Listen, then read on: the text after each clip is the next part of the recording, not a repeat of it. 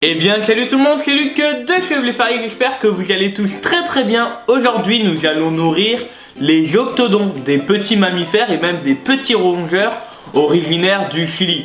Et croyez-moi, ces petites boules de poils sont de véritables piles électriques et surtout de véritables estomacs sur pattes. Alors avec quoi allons-nous les nourrir? Je vais les nourrir avec une partie d'alimentation dite naturelle et avec une partie d'alimentation achetée directement dans le commerce. Alors j'ai trois petites gamelles pour les trois cages différentes. Pour commencer, je vais leur donner des carrés d'alimentation complètes. Je dis complète même entre guillemets, car personnellement je pense que l'alimentation achetée doit toujours être complémentée par d'autres aliments afin de s'adapter à l'animal en question. Donc là on va leur donner une partie d'alimentation dite complète que j'ai acheté directement en magasin. Donc là j'hésite pas à leur donner, je calcule pas trop la quantité parce que j'aime bien quand ils s'autorégulent, et surtout vu que je varie bien l'alimentation, j'hésite pas à en mettre pas mal. Savoir qu'il y en aura 2 par cage, donc je commence par leur mettre les petits carrés. Pour ma part je donne en complément de l'avoine verte car elle est souvent hyper appréciée par les octodons. Donc là j'hésite pas vraiment à leur donner une bonne quantité, en plus c'est très riche en fibres. Je donne également des feuilles de mûrier qui ont tendance à être très appétantes, donc très recommandées pour des animaux ayant des difficultés alimentaires. C'est une bonne plante anti-diabète, donc pour les octodons c'est vraiment top. Donc hop, je leur en mets encore un peu là. Pour finir, je leur donne des boutons de rose et des pétales d'hibiscus en friandises, car contrairement à de la banane ou de la pomme, c'est beaucoup moins riche en sucre, c'est beaucoup plus pauvre en sucre on va dire. Donc très bien pour les octodons qui ont souvent des problèmes de diabète, de choses comme ça. Donc des pétales d'hibiscus et les boutons de rose c'est vraiment au top. Donc là j'en mets un peu moins, ça reste de la friandise, donc j'en mets un peu mais pas trop non plus. Voilà.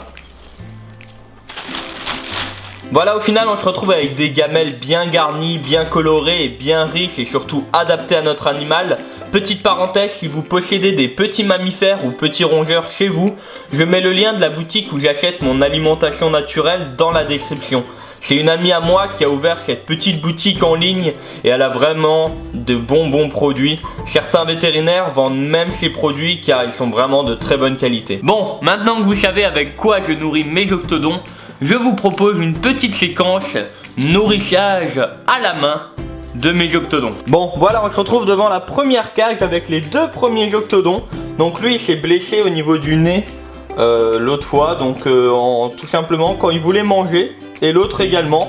Du coup l'autre il lui a mis un coup de griffe et il s'est fait légèrement blesser, mais bon ça va quand même. Du coup on va commencer par les nourrir, alors c'est parti. Alors on va leur donner déjà, voilà, lui il vient directement se servir dans la gamelle. Tout est normal. Voilà, donc là ils vont faire leur petite vie. Je vais leur poser la gamelle en haut et on va aller voir ça d'un peu plus près.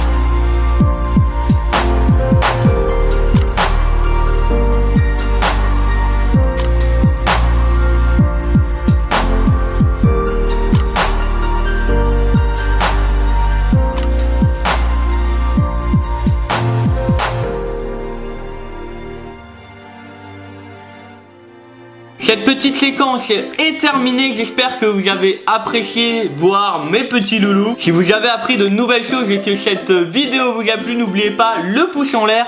Je vous donne rendez-vous sur cette chaîne tous les jours. Je mets le planning vidéo et le planning des lives dans la description. N'oubliez pas de vous abonner en cliquant sur le bouton du milieu. Je vous dis à demain. C'était Luc de Chevlet Faris. Ciao tout le monde.